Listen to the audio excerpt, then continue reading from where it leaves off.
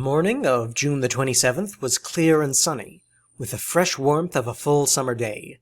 The flowers were blossoming profusely, and the grass was richly green. The people of the village began to gather in the square, between the post office and the bank, around 10 o'clock. In some towns, there were so many people that the lottery took 2 days, and had to be started on June the 20th. But in this village, where there were only about 300 people, the whole lottery took less than 2 hours, so it could begin at 10 o'clock in the morning, and still be through in time to allow the villagers to get home for dinner. The children assembled first, of course. School was recently over for the summer, and the feeling of liberty sat uneasily on most of them. They tended to gather together quietly for a while before they broke into boisterous play, and their talk was still of the classroom and the teacher, of books and reprimands.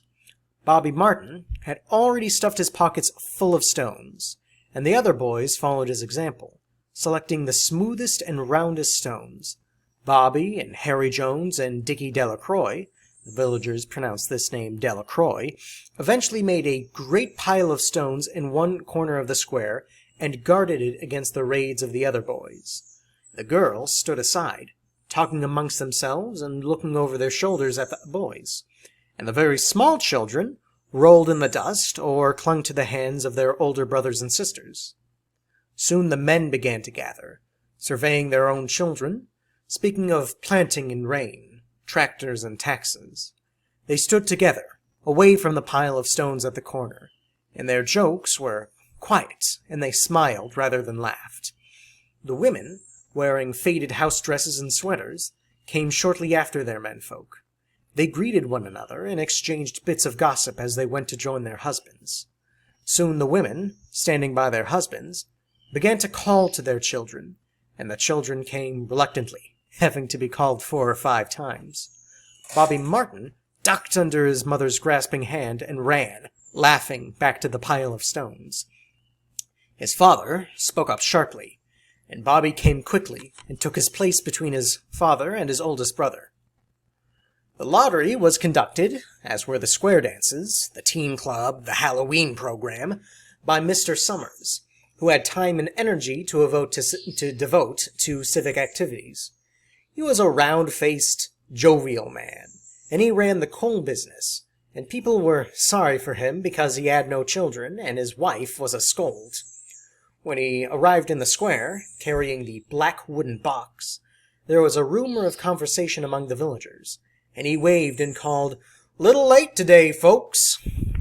The postmaster, Mr. Graves, followed him, carrying a 3-legged stool, and the stool was put in the center of the square. Mr. Summers set the black box down on it. The villagers kept their distance, leaving a space between themselves and the stool. And when Mr. Summers said, "Some of you fellas want to give me a hand?" there was a hesitation before 2 men, Mr. Martin and his oldest son Baxter, came forward to hold the box steady on the stool while Mr. Summers stirred up the papers inside. The original paraphernalia for the lottery had been lost long ago, and the black box, now resting on the stool, had been put into use even before Old Man Warner, the oldest man in town, was born. Mr. Summers spoke frequently to the villagers about making a new box, but no one liked to upset even as much tradition as was represented by the black box. There was a story that the present box had been made with the pieces of the box that had preceded it, the one that had been constructed when the first people settled down to make a village here. Every year after the lottery, Mr. Summers began talking again about a new box, but every year the subject was allowed to fade off without anything's being done. The black box grew shabbier each year. By now it was no longer completely black, but splintered badly along one side to show the original wood color, and in some places faded or stained. Mr. Martin and his oldest son, Baxter, held the black box securely on the stool until Mr. Summers had stirred the papers thoroughly with his hand. Because so much of the ritual had been forgotten or discarded, Mr. Summers had been successful in having the slips of paper substituted for the chips of wood that had been used for generations. Chips of wood, Mr. Summers had argued, had been all very well when the village was tiny, but now that the population was more than 300 and likely to keep on growing, it was necessary to use something that would fit more easily into the black box. The night before the lottery, Mr. Summers and Mr. Graves made up the slips of paper and put them into the box, and it was then taken to the safe of Mr. Summers' coal company and locked up until Mr. Summers was ready to take them to the square next morning. The rest of the year, the box was put away, sometimes in one place, sometimes in another. It spent 1 year in Mr. Graves' barn, and another year underfoot in the post office. Sometimes it was set on a shelf in the Martin grocery and left there. There was a great deal of fussing to be done before Mr. Summers declared the lottery open. There were the lists to make up, of heads of families, heads of households in each family, members of each household in each family. There was the proper swearing in of Mr. Summers by the postmaster as the official of the lottery. At one time, some people remembered, there had been a recital of some sort, performed by the official of the lottery, a perfunctory, tuneless chant that had been rattled off duly each year. Some people believed that the official of the lottery used to stand just so when he said or sang it. Others believed that he was supposed to walk among the people. But years and years ago, this part of the ritual had been allowed to lapse. There had been, also, a ritual salute, which the official of the lottery had had to use in addressing each person who came up to draw from the box. But this also had changed with time, and now it was felt necessary only for the official to speak to each person approaching. Mr. Summers was very good at this. In his clean white shirt and blue jeans, with one hand resting carelessly on the black box, he seemed very proper and important as he talked interminably to Mr. Graves and the Martins. Just as Mr. Summers finally left off talking and turned to the assembled villagers, Mrs. Hutchinson came hurriedly along the path to the square, her sweater thrown over her shoulders, and slid into place in the back of the crowd. "Clean forgot what day it is," she said to Mrs. Delacroix, who stood next to her, and they both laughed softly. "Thought my old man was out back stacking wood," Mrs. Hutchinson went on. "And then I looked out the window, and the kids was gone. And then I remembered it was the 27th and came a-running." She dried her hands on her apron, and Mrs. Delacroix said, "You're in time, though. They're still talking away up there." Mrs. Hutchinson craned her neck to see through the crowd, and found her husband and children standing near the front. She tapped Mrs. Delacroix on the arm as a farewell, and began to make her way through the crowd. The people separated good-humoredly to let her through. One or two people said, in voices just loud enough to be heard across the crowd, Here comes your Mrs. Hutchinson," and "Bill, she made it after all." Mrs. Hutchinson reached her husband, and Mr. Summers, who had been waiting, said cheerfully, "Thought we were going to have to get on without you, Tessie." Mrs. Hutchinson said, grinning, Wouldn't have me leave my dishes in the sink, now would you, Joe?" And soft laughter ran through the crowd as the people stirred back into position after Mrs. Hutchinson's arrival. "Well, now," Mr. Summers said soberly, "guess we better get started, get this over with, so as we can get back to work. Anybody ain't here?" Dunbar," several people said. Dunbar. Mr. Summers consulted his list.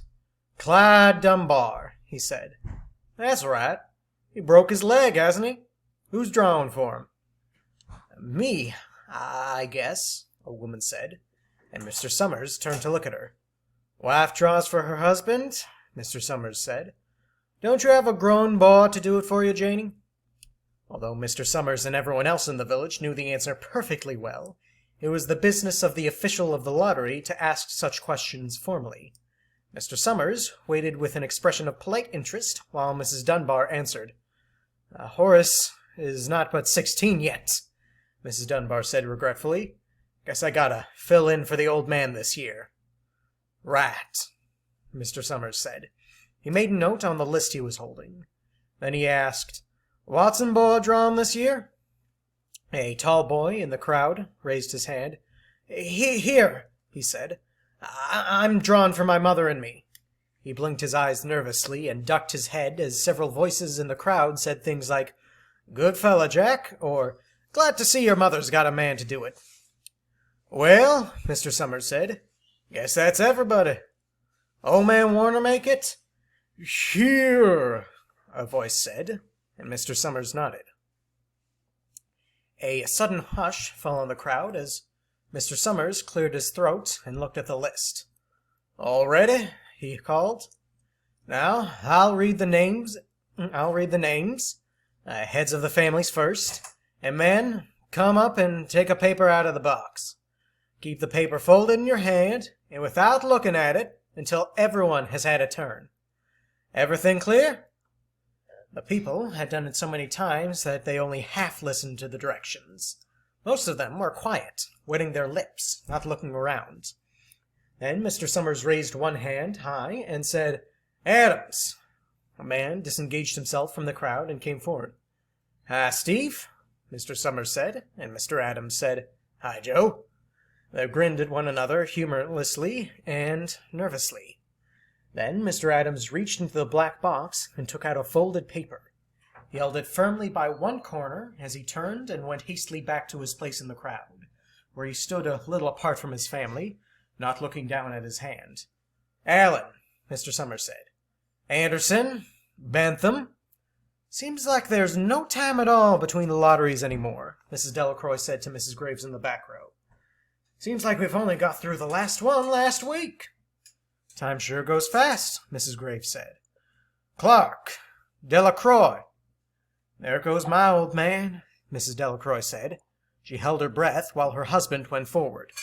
"Dunbar," Mr. Summers said, and Mrs. Dunbar went steadily to the box, while one of the women said, "Go on, Janie," and another said, "There she goes." "We're next," Mrs. Graves said. She watched while Mr. Graves came around from the side of the box, greeting Mr. Summers gravely, and selected a slip of paper from the box. By now, all through the crowd there were men holding the small folded papers in their large hands, turning them over and over nervously. Mrs. Dunbar and her two sons stood together. Mrs. Dunbar holding the slip of paper. "Harbert? Hutchinson?" "Yeah, get up there, Bill," Mrs. Hutchinson said, and the people near her laughed. "Jones." "They do say," Mr. Adams said to Old Man Warner, who stood next to him, "that over in the North Village they're talking of giving up the lottery."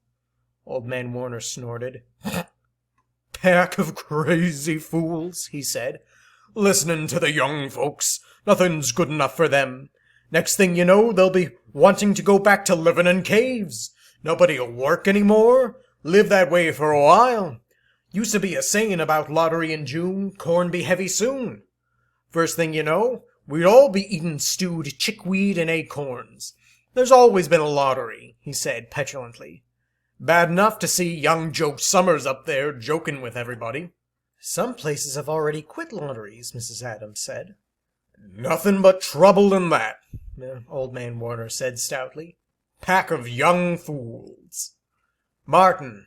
Bobby Martin watched his father go forward. "Overdack." "Percy." "I wish they'd hurry," Mrs. Dunbar said to her older son. "I wish they'd hurry." "They're almost through," her son said. "You get ready to run tell Dad," Mrs. Dunbar said. Mr. Summers called his own name, and then stepped forward precisely and selected a slip from the box. Then he called, "Warner." 77th year I've been in the lottery," Old Man Warner said as he went through the crowd. 77th time. "Watson." The tall boy came awkwardly through the crowd. Someone said, "Don't be nervous, Jack." And Mr. Summers said, "Take your time, son." "Zanini." After that, there was a long pause, a breathless pause, until Mr. Summers, holding his slip of paper in the air, said, "All right, fellas." For a minute, no one moved, and then all the slips of paper were opened. Suddenly, all the women began to speak at once, saying, "Who is it? Who's got it? Is it the Dunbars? Is it the Hutchinsons? Is it the Watsons?" Then the voices began to say, "It's Hutchinson. It's Bill. Bill Hutchinson's got it." Go tell your father, Mrs. Dunbar said to her older son. People began to look around to see the Hutchinsons. Bill Hutchinson was standing quiet, staring down at the paper in his hands. Suddenly, Tessie Hutchinson shouted to Mr. Summers, "You didn't give him enough time to take any paper he wanted. I saw you. It wasn't fair." "Be a good sport, Tessie," Mrs. Delacroix called. Mrs. Graves said, "All of us took the same chance." "Shut up, Tessie," Bill Hutchinson said. "Well, everyone," Mr. Summers said, "that was done pretty fast. And now we've got to be hurrying a little bit more to get done in time." He consulted his next list. "Bill," he said, "you draw for the Hutchinson family. You got any other households in the Hutchinsons?" There's Don and Eva," Mrs. Hutchinson yelled. "Make them take their chance." "Daughters draw with their husband's family, Tessie," Mr. Summers said gently. "You know that as well as anyone else." It wasn't fair," Tessie said. "I guess not, Joe," Bill Hutchinson said regretfully. "My daughter draws with her husband's family. That's only fair. And I've got no other family except the kids. Then, as far as drawing for families is concerned, it's you," Mr. Summers said in explanation. "And as far as drawing for households is concerned, that's you too, right?" "Right," Bill Hutchinson said. "How many kids, Bill?" Mr. Summers asked formally. "3," Bill Hutchinson said. "There's Bill Jr. and Nancy and little Dave. And Tessie and me." "All right, then," Mr. Summers said. "Harry, you got their tickets back?" Mr. Graves nodded and held up the slips of paper. "Put 'em in the box then," Mr. Summers directed. "Take Bill's and put it in." "I think we ought to start over," Mrs. Hutchinson said, as quietly as she could. I tell you, it wasn't fair. You didn't give him enough time to choose. Everyone saw that." Mr. Graves had selected the 5 slips and put them in the box. And he dropped all the papers but those onto the ground, where the breeze caught them and lifted them off. "Listen, everybody," Mrs. Hutchinson was saying to the people around her. "Ready, Bill?" Mr. Summers said, and Bill Hutchinson, with one quick glance around at his wife and children, nodded. "Remember," Mr. Summers said, "take the slips and keep 'em folded until each person has taken one. Harry, you help little Dave." Mr. Graves took the hand of the little boy, who came willingly with him up to the box. "Take a paper out of the box, Davy," Mr. Summers said. Davy put his hand into the box and laughed. "Take just one paper," Mr. Summers said. "Harry, you hold it for him." Mr. Graves took the child's hand and removed the folded paper from the tight fist and held it while little David stood next to him and looked at him wonderingly. "Nancy next," Mr. Summers said. Nancy was 12, and her school friends breathed heavily as she went forward, switching her skirt, and took a slip daintily from the box. "Bill, Jr.," Mr. Summers said, and Billy, his face red and his feet overlarge, near knocked the box over as he got a paper out. "Tessie," Mr. Summers said. She hesitated for a minute, looking around defiantly, and then set her lips and went up to the box. She snatched a paper out and held it behind her. "Bill," Mr. Summers said, and Bill Hutchinson reached into the box and felt around, bringing his hand out at last with a slip of paper in it. The crowd was quiet. A girl whispered, "I hope it's not Nancy," and the sound of the whisper reached the edges of the crowd. "It's not the way it used to be," Old Man Warner said clearly. "People ain't the way they used to be." "All right," Mr. Summers said. "Open the papers. Harry, you open little Dave's." Mr. Graves opened the slip of paper. There was a general sigh through the crowd as he held it up, and everyone could see that it was blank. Nancy and Bill Jr. opened theirs at the same time, and both beamed and laughed. turning around to the crowd and holding their slips of paper above their heads. "Tessie," Mr. Summers said. There was a pause, and then Mr. Summers looked at Bill Hutchinson, and Bill unfolded his paper and showed it. It was blank. "It's Tessie," Mr. Summers said, and his voice was hushed. "Show us her paper, Bill." Bill Hutchinson went over to his wife and forced the slip of paper out of her hand. It had a black spot on it. The black spot Mr. Summers had made the night before with the heavy pencil in the coal company office. Bill Hutchinson held it up. There was a stir in the crowd. "All right, folks," Mr. Summers said. "Let's finish quickly." Although the villagers had forgotten the ritual and lost the original black box, they still remembered to use stones. A pile of stones the boys had made earlier was ready. There were stones on the ground, with the blowing scraps of paper that had come out of the box. Delacroix selected a stone so large she had to pick it up with both hands and turn to Mrs. Dunbar. "Come on," she said. "Hurry up." Mrs. Dunbar had small stones in both hands, and she said, gasping for breath, "I can't run at all. You'll have to go ahead and I'll catch up with you." The children had stones already, and someone gave little Davy Hutchinson a few pebbles. Tessie Hutchinson was in the center of a cleared space by now, and she held her hands out desperately as the villagers moved in on her.